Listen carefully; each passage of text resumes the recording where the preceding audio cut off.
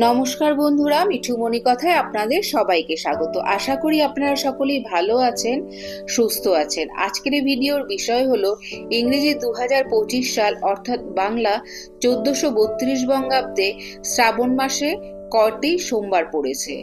তার সঙ্গে জানবো শ্রাবণ মাসে শিবলিঙ্গে বেলপাতা অর্পণ করলে কোন 5টি আশীর্বাদ পাওয়া যায়। আরো জেনে নেব শ্রাবণ মাস শিবকে খুশি করার জন্য 5টি উপায় কি আছে। তাহলে চলুন ভিডিওটি শুরু করা যাক। ভিডিওটি শুরু করার আগে মহাদেবের অশেষ কৃপা লাভ করতে কমেন্ট বক্সে অবশ্যই লিখুন ওম নমঃ শিবায়। শ্রাবণ মাসে 4টি সোমবার পড়েছে। প্রথম সোমবার 21শে জুলাই, দ্বিতীয় সোমবার 28শে জুলাই, তৃতীয় সোমবার 4 আগস্ট এবং চতুর্থ সোমবার পড়েছে 11ই আগস্ট। এবারে জানবো শ্রাবণ মাসে শিবলিঙ্গে বেলপাতা অর্পণ করলে যে 5টি আশীর্বাদ পাওয়া যায়। 1. শাস্ত্র মতে বেলপাতা নিবেদন করলে বহু জন্মের পাপ ধুয়ে দেয়।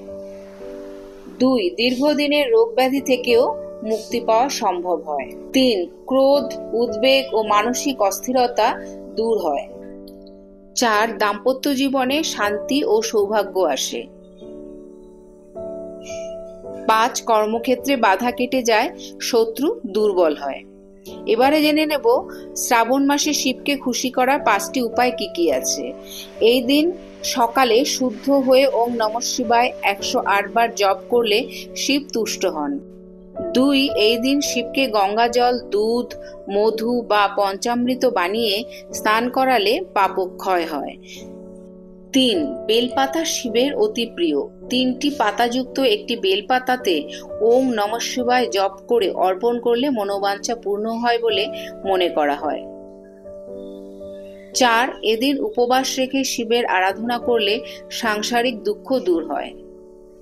5. সাদা ধুতুরা, আকন্দ ও প্রাকৃতিক ধূপদীপ ভক্তি সহকারে নিবেদন করলে শিব সন্তুষ্ট হন।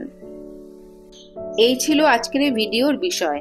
যদি ভিডিওটি ভালো লেগে থাকে তাহলে অবশ্যই একটা লাইক কমেন্ট করবেন আর আমার চ্যানেলটিকে সাবস্ক্রাইব করে আমার পাশে থাকবেন। দেখা হচ্ছে অন্য কোনো ভিডিওতে, অন্য কোনো পর্বে। ততক্ষণ সবাই ভালো থাকবেন, সুস্থ থাকবেন।